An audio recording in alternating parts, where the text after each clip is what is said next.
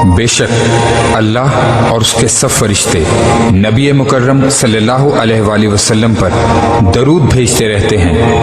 اے ایمان والو، تم بھی ان پر درود بھیجا کرو اور خوب سلام بھیجا کرو۔ اعوذ باللہ من الشیطان الرجیم، بسم اللہ الرحمن الرحیم۔ رب اشرح لی صدری ویسر لی امری واحلل عقدۃ من لسانی یفقہوا قولی۔ ربی یسر ولا تعسر وتمم بالخیر وبک نستعین، آمین یا رب العالمین۔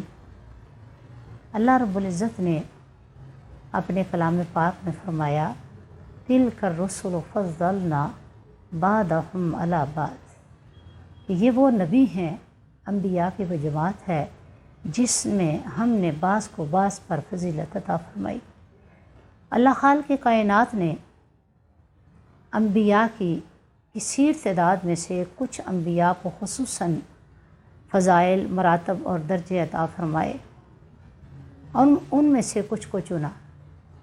ان میں سے 4 انبیاء اور رسول کو چنا، اور ان 4 میں سے پھر میرے اور آپ کے آقا تاجدار کائنات صلی اللہ علیہ وسلم کو سلیکٹ کیا، چنا اور منصب نبوت سے فیض فرمایا۔ اور جس طرح کا تاج نبوت تاجدار کائنات صلی اللہ علیہ وسلم کو پہنایا گیا، وہ کسی اور نبی کو نہیں پہنایا گیا۔ اور آپ صلی اللہ علیہ وسلم کی نبوت نہ صرف ایک زمانے کے لیے محدود تھی، بلکہ سرور عالم صلی اللہ علیہ وآلہ وسلم کی نبوت پوری دنیا تک، قیامت تک کے لیے ہے اور رہے گی۔ السلام علیکم ورحمۃ اللہ وبرکاتہ۔ اللہ کے کلام کا ایک ایک حرف سچ ہے۔ اللہ کے کلام کے ایک ایک حرف کے اندر ہمارے لیے خیر ہے، بہتری ہے، رحمت ہے۔ تو آئیے آج ہم بات کرتے ہیں سورہ کوثر کے فضائل، مضامین، شان نزول اور اس کی برکات و اہمیت کے بارے میں۔ اعوذ باللہ من الشیطان الرجیم، بسم اللہ الرحمن الرحیم۔ انا اعطیناک الکوثر فصل لربک وانحر ان شانئک هو الابتر۔ بے شک ہم نے آپ کو کوثر عطا فرمائی، بس آپ اپنے رب کی نماز پڑھیے اور قربانی دیجیے۔ اس میں کوئی شک نہیں کہ آپ کا دشمن ہی نامراد رہے گا۔ تو آئیے دیکھتے ہیں کہ سورہ کوثر جو اتنی مختصر سی صورت ہے، اس میں میرے رب نے تاجدار کائنات صلی اللہ علیہ وسلم کی اس شان کا ذکر کیا ہے۔ کہنے کو یہ اختصار پر ہے، لیکن جتنے پیارے اور جتنے طویل مضامین اس صورت کے ہیں وہ اپنی مثالات ہیں۔ سورہ کوثر یعنی مضامین کو کوزے میں بند کر رہی ہے، اور اللہ پاک نے اتنے پیارے انداز میں، اللہ خالق کائنات نے، رب العزت نے اتنے مؤثر انداز میں اپنے حبیب کی شان کا اظہار کیا کہ سبحان اللہ۔ سورہ کوثر 3 آیات پر مشتمل اس مختصر سی سورہ اور قرآن پاک کی سب سے چھوٹی سورہ کہلائی جاتی ہے۔ یہ مکی دور میں نازل ہوئی، اور اس کا شان نزول یہ ہے کہ تاجدار کائنات صلی اللہ علیہ وآلہ وسلم اپنے بیٹے حضرت ابراہیم علیہ السلام کی وفات پر غمزدہ تھے، آپ رنجیدہ تھے کہ کفار نے یہ بھی طعنہ دینا شروع کر دیا کہ دیکھو یہ جو نبوت کا دعویٰ کرتا ہے، جس کا نام محمد ہے، آج تو اس کا وارث ہی کوئی نہیں رہا، اس کی تو نسل مٹ گئی، ہمارے تو بہت سے وارث ہیں، وارثان ہیں، ہمارا نام تو دنیا میں باقی رہے گا، لیکن نبوت کا یہ دعویٰ کرنے والے کا نام دنیا میں باقی نہیں رہے گا، مٹ جائے گا۔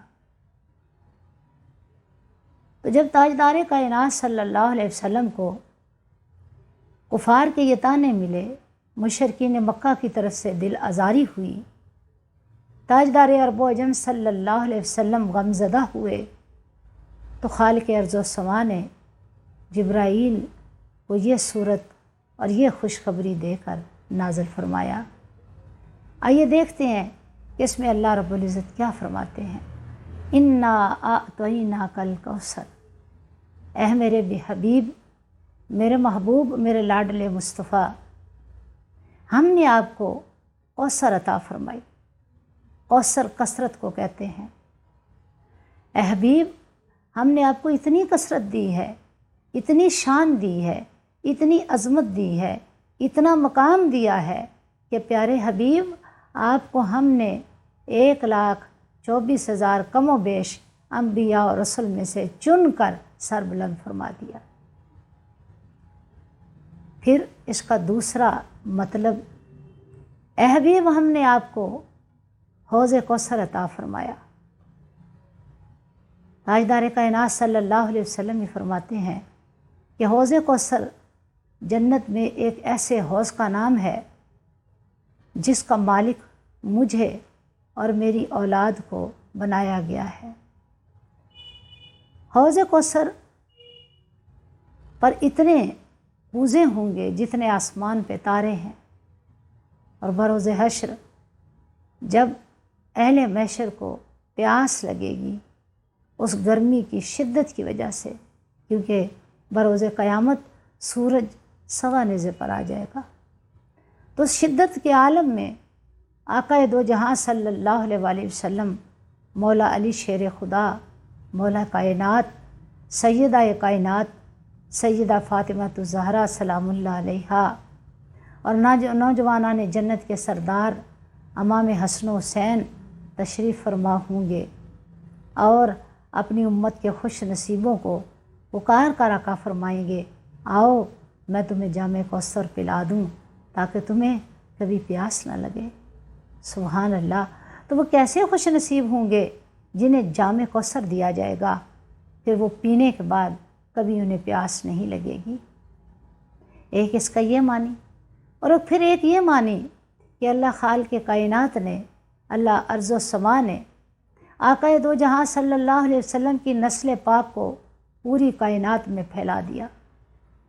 اب پوری دنیا کے اندر کفار کا اور مشرکین کا نام لینے والا کوئی نہیں، اور اگر کوئی بھولے سے لے بھی لے تو شرمندگی اور ندامت کا اظہار کرتے ہوئے اپنا منہ چھپانے پر مجبور ہوتا ہے۔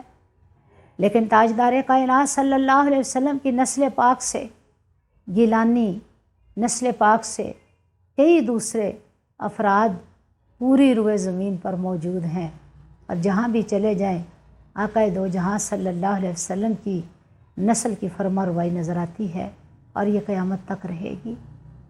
تو یہ بھی کثرت سے مراد ہوا۔ پھر فرمایا کہ میرے حبیب، میرے محبوب، آپ کو غمزدہ ہونے کی ضرورت کیا ہے؟ آپ کے ساتھ تو اللہ کی ذات ہے، آپ کے ساتھ تو مالک ارض و سما ہے، آپ کے ساتھ تو کائنات کا وارث ہے، تو جس کے ساتھ اللہ ہو جائے وہ غمزدہ کیوں کر ہو؟ تو یہ بھی ہم نے آپ کو کثرت عطا فرمائی کہ آپ سے ہر قسم کے غم و اندو، ہر قسم کے دکھ درد، الام و مصائب دور فرما دیے ہیں، اور میرے محبوب آپ کی آنے والی ہر گھڑی آپ کی گزرنے والی گھڑی سے شاندار ہے۔ تو آئیے دوسری آیت کی طرف چلتے ہیں۔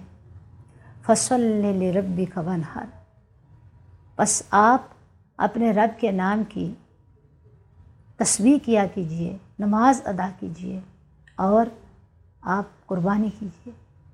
مطلب یہ کہ میرے محبوب، جب ہم نے آپ کو اتنی عزتیں عطا فرمائی ہیں، آپ کو دنیا کے اندر اتنی توقیر عطا فرمائی، کسی اور نبی کو عطا نہیں فرمائی، آپ کو سرور عالم بنا دیا، جان رحمت بنا دیا، ختم المرسلین بنا دیا، امام الانبیاء بنا دیا، اور پھر آپ کو بروز حشر کا شافع محشر بنا دیا کہ جب تک آپ کی طرف سے شفاعت کا پروانہ نہ ملے گا، میں اللہ، میں خالق کائنات کسی شخص کی شفاعت نہ کروں گا۔ کل امتیں بروز حشر آقا دو جہاں صلی اللہ علیہ وآلہ وسلم کے جھنڈے تلے جمع ہوں گی اور حضور کی شفاعت کے لیے بے چین ہوں گی، بےتاب ہوں گی کہ کب ہمیں شفاعت ملے۔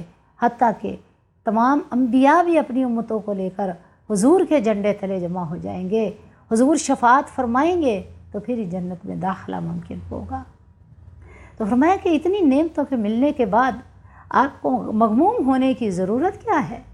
میرے حبیب، میں آپ کے ساتھ ہوں، میں خالق ارض و سما، آپ کا وارث، آپ کا رکھوالا اور آپ کا لاجپال ہوں۔ تو میرے محبوب، آپ اپنے رب کی نماز ادا کیجئے۔ تو اس کا مطلب یہ بھی ہے کہ شکرانے کی نماز ادا کرنی چاہیے۔ جب نعمتیں ملیں، آسانیاں ملیں، اللہ کی کرم نوازیاں ملیں، تو پھر شکرانہ نہ صرف ہماری زبان پہ جاری رہے بلکہ ہمارے عمل سے ثابت ہو کہ ہاں، ہم اپنے رب کے شکر گزار ہیں۔ تو تاجدار کائنات کو حکم دینے کے ساتھ ساتھ پوری امت کو بھی حکم ہو گیا۔ پھر فرمایا قربانی کیجئے۔ قربانی کیا ہے؟ ایک تو جانور کی قربانی ہے، شکرانے کے طور پر انسان کرتا ہے کہ اللہ نے اتنی نعمتیں عطا فرمائی تو کوئی کیوں نہ میں اس کا شکر ادا کروں۔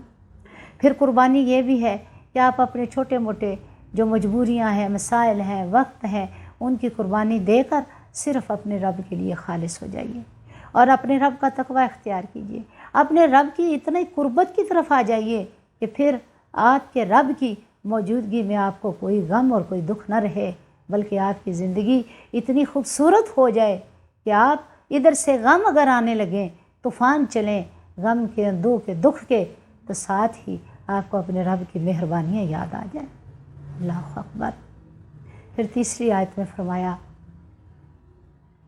ان شانئک ھو الابتر، بے شک آپ کا دشمن ہی ابتر ہوگا۔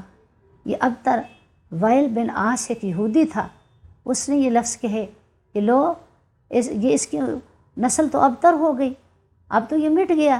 تو اللہ خالق کائنات نے فرمایا کہ نہیں، میرے محبوب کی ہی تو نسل باقی رہے گی، اس لیے کہ جب تک میں باقی ہوں میرے مصطفیٰ کا نام باقی ہے۔ ارے میرے مصطفیٰ کو ابتر کہنے والو، ابتر تو تم خود ہو، تمہاری نسلیں مٹ جائیں گی، اس روئے زمین پر تمہارا نام نہ رہے گا، میرے محبوب کا نام ضرور باقی رہے گا۔ جب تک اذانیں گونجتی رہیں گی میرے محبوب کا نام بھی گونجتا رہے گا، جب تک حق کا، صداقت کا، شجاعت کا، جب تک اللہ رب العزت کے دین کا دنیا میں جھنڈا سر بلند رہے گا تو میرے محبوب کی عزت کا جھنڈا بھی سر بلند رہے گا۔ میرے سوا کون ہے جو میرے محبوب کی عزت کو اور توقیر کو کم کر سکے، میرے محبوب کے سٹیٹس کو گرا سکے، میرے محبوب کے سٹیٹس کو کم کر سکے؟ نہیں، جب میں اس کے سٹیٹس کا رکھوالا ہوں، گارڈین ہوں، جب میں اس کی سرپرستی کرنے والا ہوں، جب میں اس کے سر پر موجود ہوں، تو دنیا کی کوئی طاقت میرے محبوب کی عزت، میرے محبوب کے وقار اور میرے محبوب کی عظمت و میرے محبوب کی جتنی شان ہے اس کو کم نہیں کر سکتی، کیونکہ شان دینے والا میں خالق کائنات ہوں۔ تو اس سے ثابت یہ ہوا کہ سورہ کوثر انتہائی مبارک سورہ ہے۔ معزز ناظرین و ناظرات، اس سورت کو اپنے وظیفے میں شامل کیجئے۔ رزق کی کمی ہے تب، اولاد کی کمی ہے تب، مال کی کمی ہے تب، پریشانیاں ہیں تب، مصائب و آلام ہے تب، رشتے اچھے نہیں ہو رہے تب، ہر حال میں سورہ کوثر کو اپنا وظیفہ بنائیے۔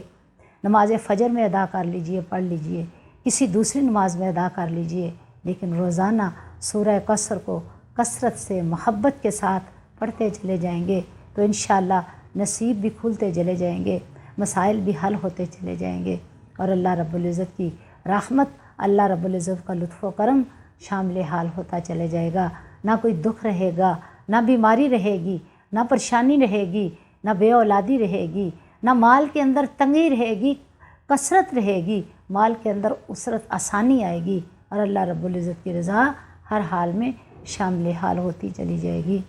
دعا میں یاد رکھیے گا۔ السلام علیکم ورحمۃ اللہ وبرکاتہ۔